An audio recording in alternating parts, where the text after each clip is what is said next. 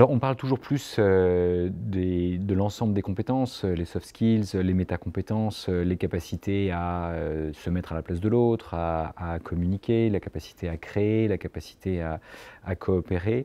Je pense que ces compétences sont toujours plus importantes. Et néanmoins, la question, c'est comment est-ce qu'on peut les acquérir? Est-ce qu'il doit y avoir des cours dédiés à ces sujets, ou est-ce qu'on doit repenser la pédagogie de manière plus large, de façon à ce que assez naturellement, ces compétences soient développées dans des moments où, par exemple, on est sur un projet et pour avancer sur ce projet, on a besoin naturellement d'apprendre à coopérer parce qu'on est plusieurs. On doit apprendre à développer l'esprit critique parce que il faut ne pas se laisser embobiner par ce qu'on trouve sur le web, mais aussi il faut faire une critique constructive à ses petits camarades, ce qui n'a rien d'évident. Il faut accepter la critique constructive venant de ses petits camarades. Il faut, par exemple, développer sa capacité à communiquer.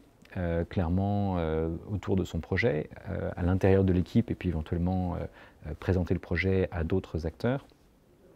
Et donc toutes ces capacités, il faut éventuellement s'inspirer des besoins qu'ont les gens, donc il faut faire preuve de compassion, d'empathie, être capable de se mettre à la place des autres. Et donc toutes ces capacités, est-ce qu'il faut un cours dédié à la compassion, un autre dédié à la coopération, un troisième dédié à l'esprit critique, ou est-ce qu'en fait on ne peut pas inventer des pédagogies dans lesquelles l'ensemble de ces capacités vont se développer assez naturellement, ce qui ne veut pas dire qu'il ne faut pas avoir formé les encadrants.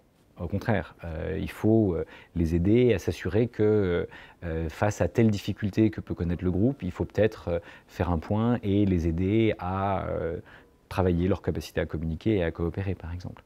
Donc ça, donc mon intuition, c'est qu'il vaut mieux essayer de les intégrer, et ça permet de ne pas opposer les temps de savoir-faire, de savoir-être et de savoir-vivre, mais on peut au contraire essayer de les intégrer parce qu'une expérience d'apprenant, elle intègre assez naturellement toutes ces dimensions.